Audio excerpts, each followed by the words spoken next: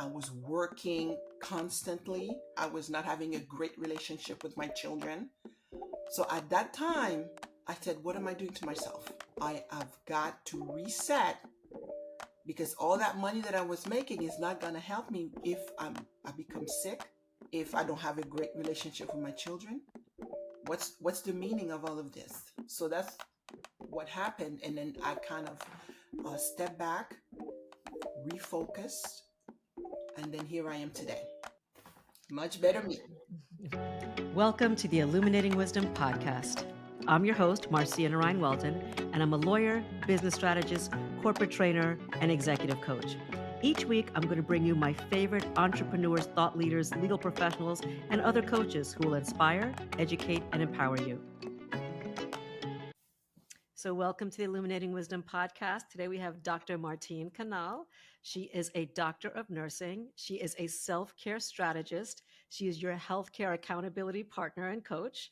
And she has over 25 years of experience. She's also a co-author with me in our bestseller, Becoming You. And we're going to talk a little bit about that. But she is the self-care queen. And I wanted to talk to you about that. You specialize in dealing with women over 40, but I know a lot of the tips you're going to give are going to be applicable to everybody. So first of all, welcome to the show today. Well, thank you for having me, Marcia. I'm very honored to be in your podcast. And my goal in life is to be spreading, uh, bringing awareness about self care so that everyone can have a productive, meaningful, and joyful life. So thank you for having me. So you do something that is, I'm sure all branding people would love this. I have never seen an Instagram post that you have done where you have not said, what have you done for self-care today? Right. And every time I watch this, I'm like, yeah, what have I done for self-care today? So tell me how you came up with that catchphrase and why is it important for you to repeat it every single time you do a post on social media? Well, you just gave the answer, Marcia, because you just answered you because it will bring the awareness that is needed for us, for everyone to take care of ourselves because we are living in a world where we're always on the go, go, go. We are working, we are taking care of families, we are overachievers. So sometimes it needs someone to just ask that simple phrase to just bring you back and say, what did I do for me today? How did I take care of my physical health? How did I take care of my mental health? How did I take care of my social health? Because you can keep going, but that Absolutely. simple phrase will make you stop and think. So let's talk about your definition of self-care because I think everyone has a different one. For some people, it's, being in a bubble bath with a glass of wine. For some people, it's getting a massage. Is that a shallow way to think of self-care or how do you define it when you deal with your Well, clients? first, I always say it is the art of self-care. Self-care is very simple. It's basically the practice of putting yourself first and taking care of you. Simple. It doesn't have to be anything complex. It doesn't have to be a luxurious spa treatment or paying a lot of money to access a gym. No, very, very simple. It's taking care of you. Now that sounds easier said than done, right? And a lot of people, especially because you deal especially with women over 40, are in what we might call the sandwich generation or the club sandwich generation, where they're taking care of kids or grown kids who are still living at home where they're still supporting them. Plus, they've got ailing and aging parents. They may have their own health issues, plus a job. So, what is specific when it comes to women over 40, and how are those needs a little bit different than maybe women under 40? When as we are, I'm in that generation right now. So as we are aging, our bodies are changing and we have to be attentive to what our body needs. For example, we may have what we call bone loss, bone density loss. So Mhm. we have to address that issue by doing practices to help strengthen our body, to help strengthen our bones. And we can do that with exercise, we can do that with diet. So I usually give strategies and tips to these women over 40 because I feel that right now that's what I'm going through. So I have the deep empathy for all these women over 40 right now. So I empathize with Okay. all of them. So I'm 56. Are the rules different for somebody who's in their mid 50s versus 40? Because you might No, be dealing with things like perimenopause, menopause, and all of those things can also make it just more difficult to take care of yourself. well, those changes Now all the starts men have after stopped listening, right? all All the the men listening to the podcast, changes. like, I'm done, I'm out. No, we'll get back to other stuff because I guarantee you, if you're listening to this podcast, you know women over 40. So please pay attention. So those changes happen after 40, but Mhm. everybody is different. We are all individuals. So you can start perimenopause in your mid 40s, where someone can start 50s. Mhm. So that is why you can apply all these techniques, these practices according to what your body needs. Okay, it's not a set all for everybody and stringent rules and practices. No. So you have a medical background. What are a couple of foods that you, because you talked about diet and those kinds of things, what are a couple of foods that you know, generally, obviously everybody's different because of health issues, but that you know can help make people feel better? Not just, eat your vegetables, but is there some specific food or supplement? And I know you're not giving medical advice. Correct. And I usually say consult your own healthcare professionals Mhm. for any supplements or any medication, but just eating healthy, meaning you're not eating junk food, which can make you feel good for just that particular moment, but then Mhm. can have a negative outcome afterwards.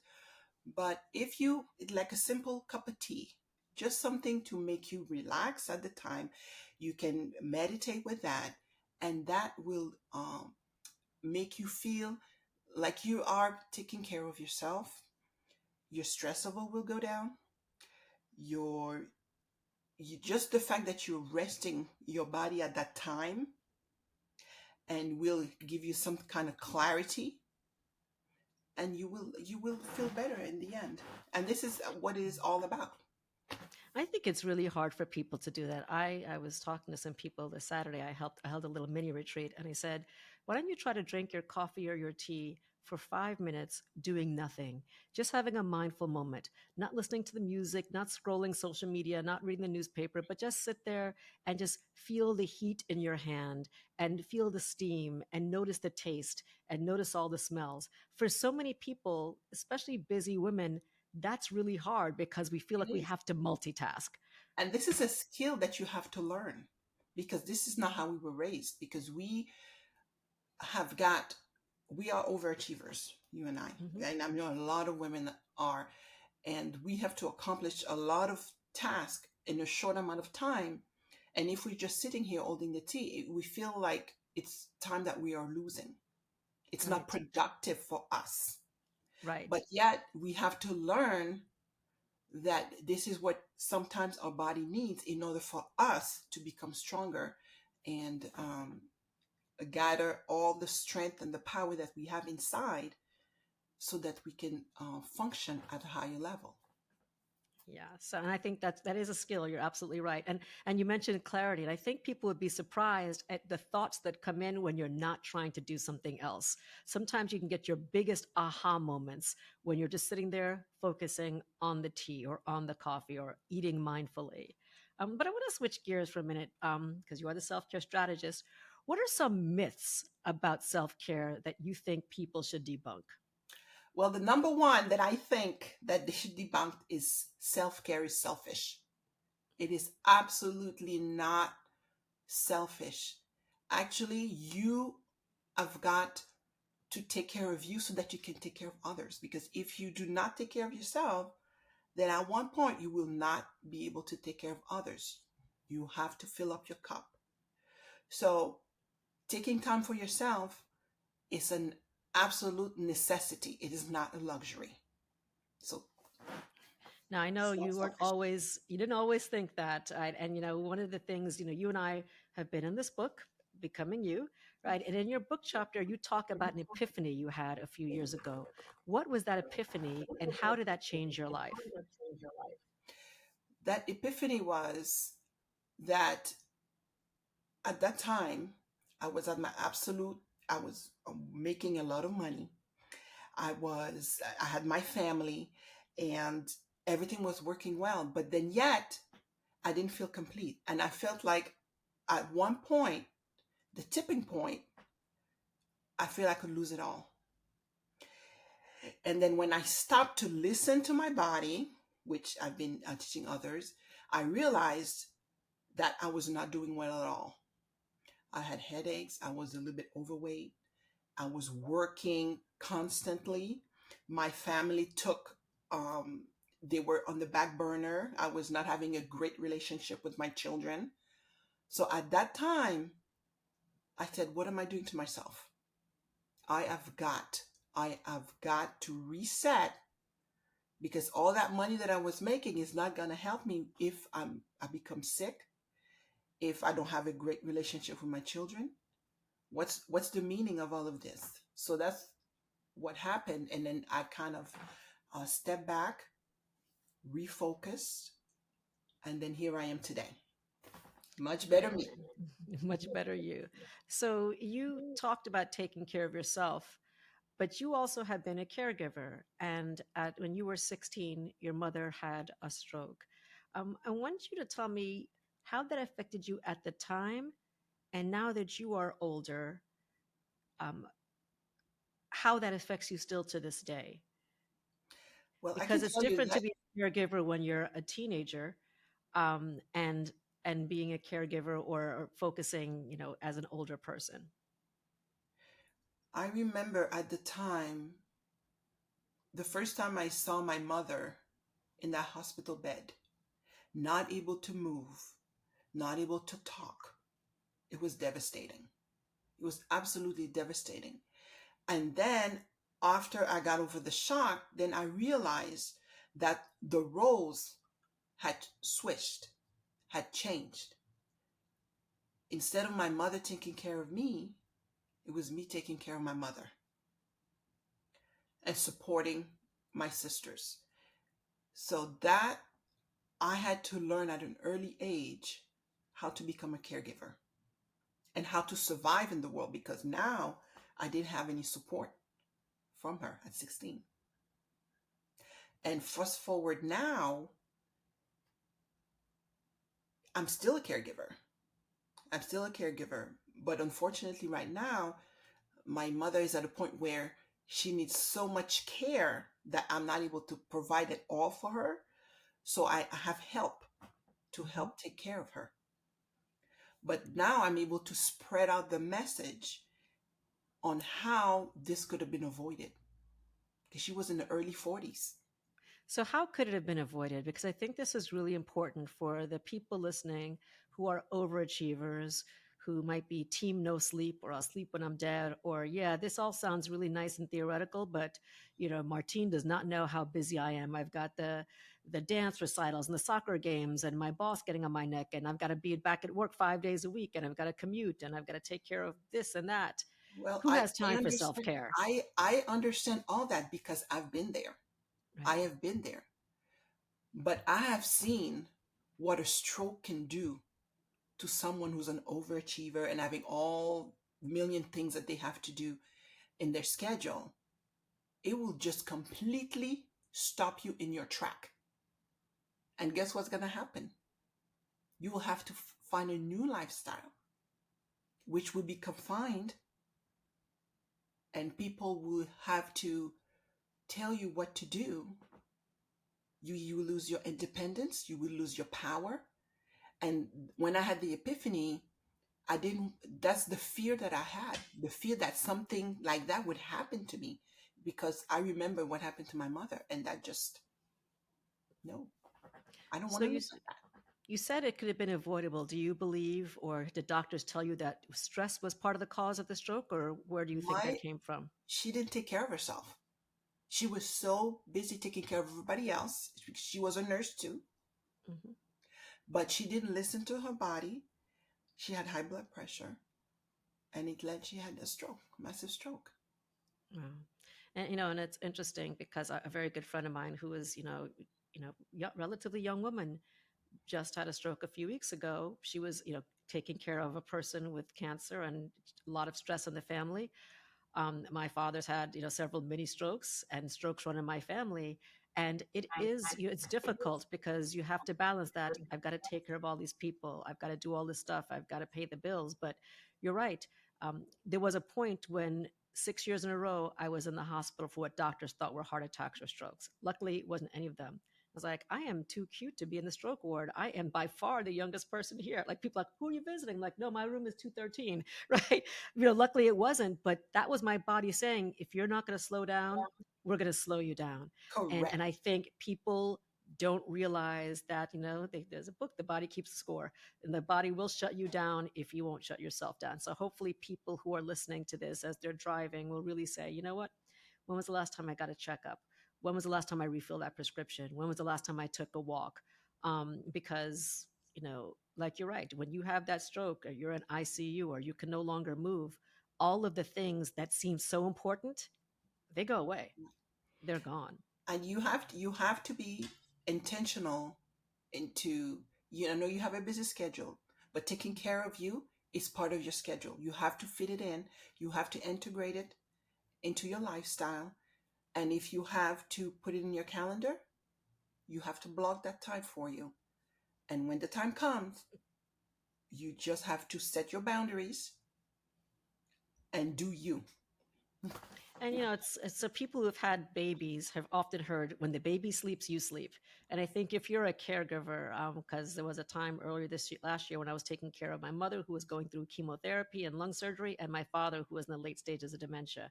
And when she was in the hospital, I was taking care of him 24/7 before we got good help. And I was up all night. It's like, how do people do this for a living all the time and still function? So when he would sleep, I would immediately make sure I could sleep no matter what. But I Yeah. always had to have an ear open to make sure. So one of the other things I think is important, and you mentioned you've had to get help. And unfortunately, if people are living in the United States, our healthcare system and our healthcare system is terrible.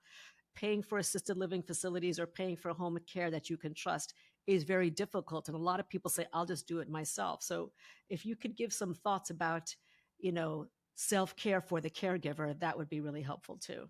Are there any specific tips that you have? Well, I know that it is hard sometimes to balance, taking care of your loved one and taking care of yourself. But at the end of the day, if you need help, like I said, I can get help. You can get what's called respite care, Mm-hmm. where for a few hours during the day, you can have someone come and relieve you. And then you just step out and just focus on you and focus on everything else that you have to do but the person right there. Okay. If it's reading a book, if it's listening to music, you just have to have your mind just shut down for that moment, and then re-energize, refuel with whatever you have, and rest if you need to rest. And that's when you have to have this community support group around you. And sometimes you just have to get out in the community and not be shy about asking for help, because there are people there that are there waiting for you to ask for help. I think that's really important, whether it's family members, whether you have to pay somebody. And for many people whose family members are on government benefits, my father was a veteran, there was a respite care program. We didn't find out until very late, but I didn't even know. And I didn't even know that was a thing. So I'm glad you've mentioned that. Some people who might be older, they might be on Medicare or Medicaid or their insurance, but look into the concept of respite care because sometimes just that 2 hours can make all so you could take a shower, feel clean, and just sit down and read a book with your tea for a couple of hours can be just super rejuvenating. And people think, oh, if I don't have a full day off, it doesn't matter. But sometimes just that 2 hours when you're focusing, like you said, on yourself can make a difference. And just don't be alone during that time. Find people that are going through the same things you are going through. Build up that community, because then you can depend on each other. and they'll know what you're going through. And another thing is thinking about caregiver support groups, because sometimes, when you're dealing with other people, they don't realize how hard it is to deal with those kinds of issues because they haven't had to deal with it. Correct. And it is easier to take care of a baby than it is to take care of an older, sicker person, to be honest. Yeah, But it's so kind of the same though, it's because the I same. recently took care of my dad, Hmm. and he was very confused. Yeah, You had to I watch get him it. all the time, Changing diapers, all those stuff. everything, Been there, done that. So, everything. yeah. So I want to switch gears to a topic that is a little sad, but I want to, you raise it in your book, and I think it can help other people. In the book chapter, you talked about a betrayal from your ex-husband. I don't know how much detail you want to go into it, but to the extent that you can help our listeners understand, how do you deal with self-care when you're dealing with a significant emotional betrayal, when you just kind of want to fall through the floor? The last thing you want to do is think about taking care of yourself, partly because some people may not even feel worthy of taking care of themselves. Well, part of the epiphany that I had, Marcia, is that I had been separated, not divorced yet, separated from my husband for like 7 years. And what I did was ignore my feelings, ignore my emotions, and just pretend that didn't happen. So what happens when you ignore something? At one point, it will come up. Mm-hmm. So that's why I was having this pain. I didn't know what was nagging me, but it was there. So after I had this awareness that I had to deal with my emotions, you have to deal. And sometimes just having a support group, because I remember I started talking with people, and sometimes you can get good advice and bad advice, but at least Exactly. you are speaking to someone, and it's letting it out of your chest and that heaviness that you feel. And then I know that I had to deal with the issue. I had to deal with it. And then one thing for me that I realized, that in order for me to heal from this, I think for me was a tragedy, because I really believe in trust and fidelity and all that in the marriage. But in order for me to move on, I had to forgive. Not only forgive him, but I had to forgive myself, because I was blaming me for not seeing what was going on, because I was too busy doing other things like Right. work. Right. And I had to forgive myself, and it took a while. It took a long time, and I had this grudge. Mm. But then I realized that that person was moving on with his life, and I was the one having all these negative feelings, and that was hurting Right. me, and that was increasing my anxiety, was increasing my stress level. It was doing all sorts of negative input into my body, and my blood pressure was increasing. I was having palpitations. It was, so I had to deal with that. So And dealing, I'm glad you raised the issue of the physical issues, right? And you're a nurse, and you can, clearly more qualified to speak on this than I am. But I did a lot of research on forgiveness and anger, and the medical aspects of it, right? And there are documented studies about what it does to your heart rate, to your cortisol level, to inflammation, to so many issues that anger can cause in the body that people don't realize. And so I'm glad you recognize that it can have physical manifestations, whether you feel angry or whether you feel shame, all of that stuff. And actually, when I had been in the hospital all those different times, there was anger and resentment at people that I didn't want to let out, right? Because like, who am I to be angry? I'm spiritual, right? And right. then once I started to forgive myself and forgive other people, whether they asked for it or not, because most people are not going to ask for your forgiveness, especially the person who really needs to ask for it. The Mhm, last thing they're going mhm, to do is ask mhm. for it, right? I haven't been back to the hospital since then, knock wood, for those fears of heart attacks or strokes. So I'm taking better care of myself also. But the bigger issue is releasing that anger, releasing that shame, and releasing that need to be right, Mhm, releasing that need to have that mhm. apology. Right. And we're all humans. I mean, I understand now. And some people say, well, they make mistakes, correct?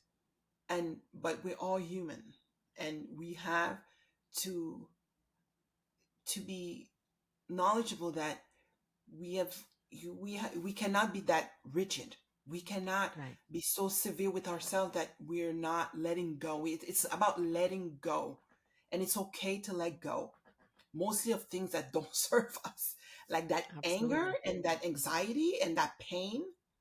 I was holding on to it, and it took time, but I'm still letting it go. I'm still in process. And there's a lot of people who like to dwell in the suffering, right? Because it's difficult to forgive, and it's difficult to forgive yourself, and it's difficult to let go for sure. But I'm going to talk about letting go in another way. You and I both have a love of travel. And as a matter of fact, you just came back from a fantastic trip. So you've been to over 30 countries. How does travel constitute self-care for you? And in your travels, have you seen any traditions or rituals that you adopted and maybe can suggest to our listeners about self-care? So for example, you go to some parts of the world and you could sit there at that cafe for 4 hours with a glass of water and your newspaper, and no waiter is going to shove you away, right? And you could just sit Right. there and relax and enjoy and watch the passersby. We're here like you're still eating and they're putting the check and saying, can you pay out because I'm about to, I'm ending my shift, right? So that's an example of one of the things that I think about, that sometimes it's nice to sit at an outdoor cafe with your water or your wine or your coffee and your newspaper and just watch the passersby and not have anybody bother you, And because this, you're taking care of yourself. You're not worried about, I've got to let the people get the next table or that kind of thing. well, this is, I actually had to learn to be able to sit there at a cafe for a long period of time, because I was looking, I said, where's the waiter? How come he's not coming with the check? So Right. this is a practice that I really, really love. And this is all over Europe that I went there, and I went to Peru, and they are very respectful of you enjoying your time, because they don't know what you're going through and exactly what you're doing. And if you're there with a glass of wine and enjoying your time, they're gonna give it to you. They're gonna let you do that self care. But I I actually have travel. I put travel and self care for me personally, because everybody has their own way of practicing self care. I put it together Yeah. because, first of all, when I travel, I work on my physical health, I work on my mental health, and I work on my social health. I am very physically active there, and I exercise depending on where I go. Whatever they have, that's what I'm going to use. If I go to a hotel, like I went to, where was I? In Paris. They did not have a gym in the hotel. It was a beautiful hotel. But what did I do? I just walked Walked the and streets of walked Paris. and walked for Yep. hours. And I got to meet some wonderful people working on your social health. You learn about a new culture, about a new food, right? And then mentally, you're happy. What I is, was what happy. is social health, by the way? You've mentioned, I think I know what you mean by it, but I don't think that's a term that people are aware of. They Social typically health hear of physical health, emotional health, mental health. What is is social is health? how you take care of you and your surroundings, like in terms of friends and family and work, because sometimes you can give, and then you don't recoup any, and that can affect you mentally. It can bring you depression, it can bring you loneliness. So Hmm. working on your social health and also allowing the right people to be in your circle. You're not going to have somebody who's going to drain you all the time, that are going to keep taking from you and not giving back. Your Right. family, you have to work on your family ties. You have to nurture relationships. It can be at work, it can be your friends, it can be your family. So that's what I call social health, because you want to be surrounded by people that will uplevel you, that will make you be happy, right? I think that's really important because, loneliness is a worldwide epidemic. And there are studies that talk about, the people who live the longest tend to have, a strong family and friend connection group. And some people can't stand their family. So if you can't strengthen those ties, then you find those friends who are like family. But when there are people who have nobody they can talk to, nobody that they feel cares about them, all their friends are on some social media app when in fact, they don't even know these people. That's what I think is, and that leads to, to just depression and anxiety and all of those kinds of issues that you were talking about before. And I just came back from Peru, and you Hmm. couldn't believe, I was very, very um, shocked how they value family. Yeah. And I'm thinking that's what I brought back with me. I said, really, I really have to focus and be intentional about nurturing the relationship that I have with my kids. Because when I look at what they're doing and what I'm Yeah. doing, Hmm. sometimes my kids and I, we come home, we're so busy, and then we get something to eat, and my son goes to the bedroom, my daughter is there on the kitchen counter, and Hmm. I'm sitting on the couch watching TV. But now I put everything, and then even if I stand on the kitchen counter and then I call my son, we have to have some kind of conversation going. Yeah. Okay, you have to nurture that relationship. So it's this work in progress, but it's there. Yeah. I think if I had to do it all over again with my son, I would have made sure we ate as many meals together as possible, sitting at the table without any kind of video games or TV. And that sounds super idealistic, but there are people that do that all the time. At the time, And, and have they those play kinds of together. They conversations. they have conversations, Hmm. right? The communication is there, Right. and they look so much more relaxed. They look happy. Yeah. Absolutely. The stress So is down. stress is down. So let me go back to the self-care now. There's some Mhm. people who say you've got to have a morning ritual and then it's like 3.5 hours, and by that time you're too tired to function, right? Or some people might say you've got to meditate and you got to do your breath work and then you got to pray and then you got to journal and then you got to walk and get the sunlight in your eyes all by 7 a.m. Or at night you've got to do this and this, and that you must have those rituals to be productive. So number one, do you have any daily rituals? And if so, what happens when you don't do them? Or do you say, look, I just roll out of bed like this and I go to sleep and it is what it is and I'm doing just fine? No, I try. First of all, it's about being intentional with your week. You have got to plan. You cannot just wake up today and say, okay, I'm going to do this and that. No. The day before, you know exactly what you're going to be doing. For me, I start working very early in the morning. And it's all about, like I have the 3 steps to self care. First, you Good. I was going to ask you acknowledge, that question next. So let's talk about your 3 steps to acknowledge, self care. acknowledge that you have to set the time for yourself, put yourself first, listen to your body, and then practice self care. You have to acknowledge that. You have to have the awareness, the mindset for it, So, because step then you one, acknowledge that you need to acknowledge. take care of yourself. Correct. Step two, you set the environment. I'm very busy every day. I work a lot. And when I had the epiphany, I didn't stop working. No, I had to just reorganize my life. I had to have the integration work life balance. So I reorganized. So setting the environment is looking at your schedule and say, okay, when can I plug in? Where can I integrate my self care rituals? Exercises for me. Exercises for me. When I looked at my day, I had to do it before work. And that meant waking up earlier. And that is a hard thing to do, but you know what? You create habits. The more you do it, the more at 3 o'clock in the morning, your eyes are going to open and you're going to say, okay, you have to get up. Okay, you The probably lost a beginning, bunch of people there with that waking up at 3 o'clock in the and they morning. can go back. They can Like go I back. was with her for the first 20 minutes, but You now I can, don't know about that. sometimes I do post on Facebook. Sometimes I do post. You see me at 3 in the morning, 3:30 in the morning, bicycling. Mhm.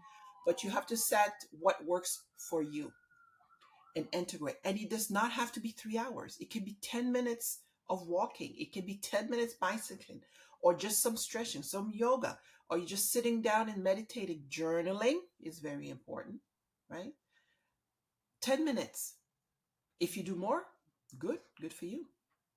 But it's not a matter of how long, it's a matter of you actually practicing self-care. And then once you set the environment, and sometimes you have got to close your door. Okay, if you have the whole family there for you to take a bubble bath, and but do not enter, do not knock, do not do anything until I'm done, and really be intentional about telling them that you are serious about having your me time. They didn't disturb you. So you make sure that everything is done so that they don't like this. Come, mommy, we hungry. Everything is said. But then once it's your time, it's you. And then do what you love. I would not start an exercise like boxing. I don't think I'm gonna like it. So if I don't like something, I'm not gonna do it. So do what you love. I love dancing. I love doing bicycling. I like swimming. So those are the things I'm going to practice because then I will want to continue it and perform it again and again and have this continuum. And now I know that I'm taking care of myself. I like meditating and I'm going to do it. So you do what you love to do so that you can practice self-care and that you will be able to do it on a daily routine. So let's do a recap. Your 3 steps to self care are? Acknowledging that you need to take time for yourself, put yourself first. Number two, setting the environment for you to practice self-care. It can be going outside, it can be you taking a bubble bath, whatever it is. You setting the boundaries and you letting everybody know this is your me time. And number three, you do what you love. So that way you will be able to continue practicing self-care and you will not feel that it's a burden that you have to do. Love it. So let me ask you this. If there is there a book or a song or a mantra or a film or something that really, really touched your life, that really affected you, that you'd want to share with the listeners? You know that movie that I watch every single year is The Last Holiday. Mm. Last Holiday. And that reminds me that you may be in the routine of working hard for what? You don't know yet. You're working for something. But you have got to take the time and take care of yourself because something may come. You may get a diagnosis that is life altering. And then you look back and say, what did I do with my life? So that is why that movie is dear to my heart. I watch it a couple of times a year because it reminds me that time is precious. I have to take care of myself because I don't want to end up with a life altering diagnosis and then my whole life changes and I do not get control. I lose power, I lose my independence, and I'm thinking that I'm going to die. Right. So that's a movie that I love to watch. And I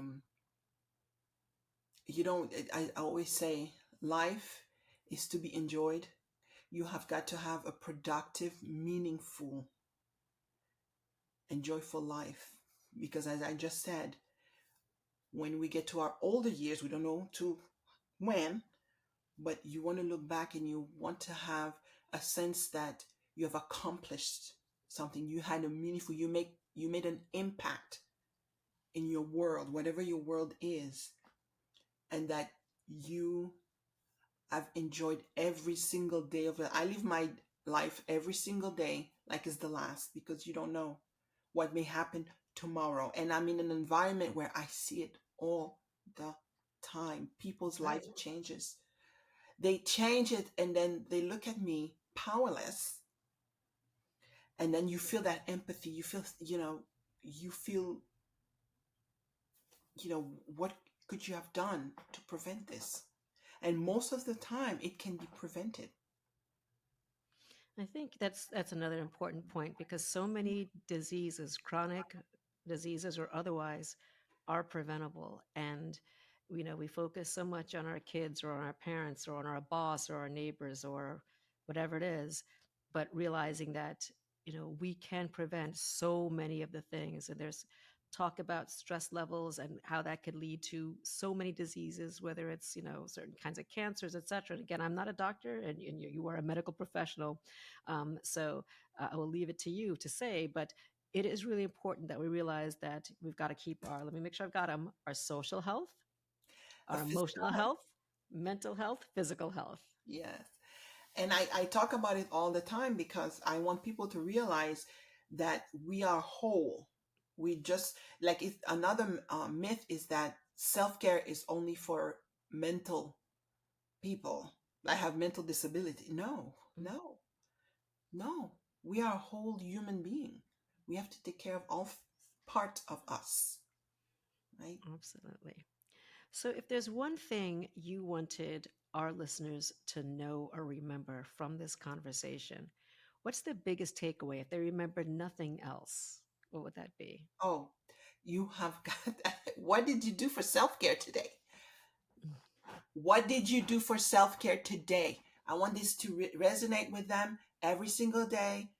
By the end of the day, to be able to, you know, you examine your body. You what I call assessment. You assess yourself. You say, what did you do with today? You say, was it positive? Was it negative? Your stress level? Did I exercise? You assess, and then you're able to plan for the next day.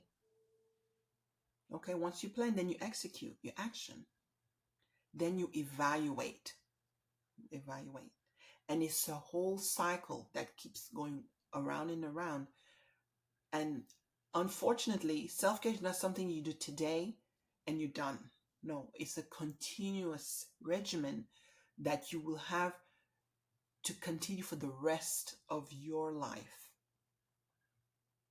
No, And if you you're see, doing you're not something saying you love, it's retire. not a bad thing, right?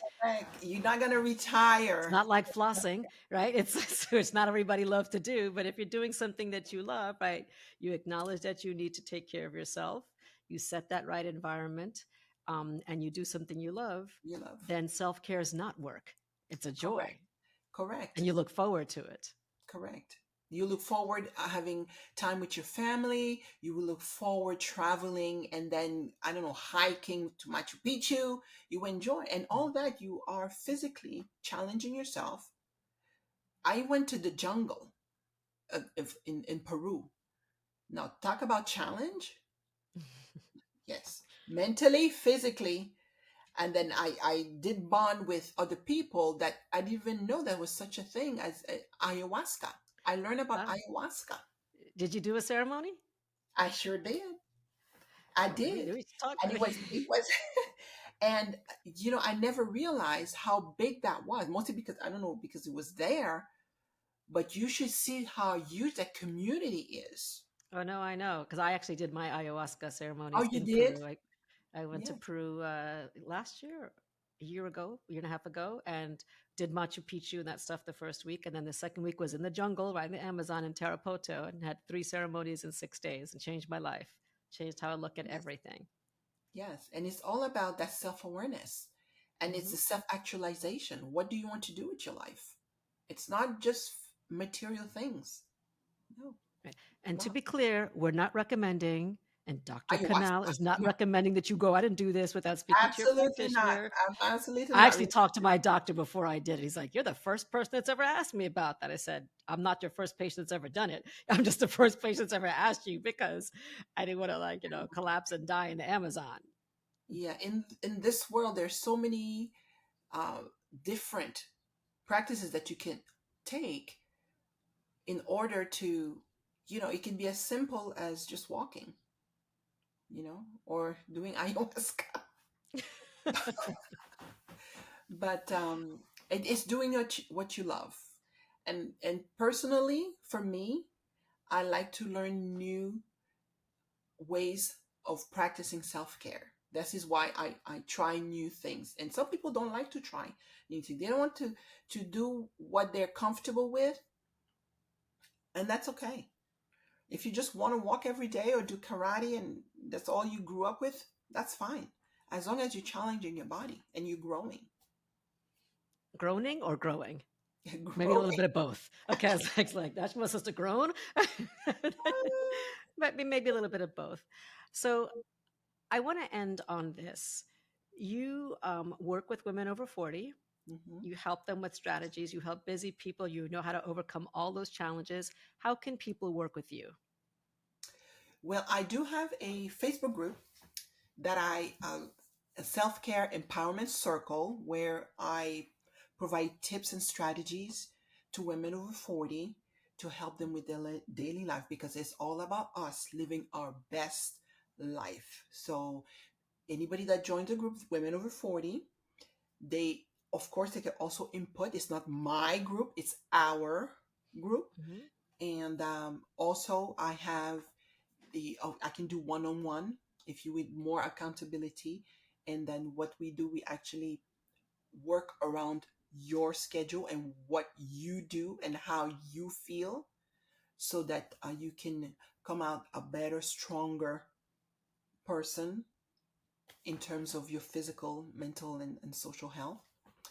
And yeah, and then I write book. I'm in the middle of writing another book.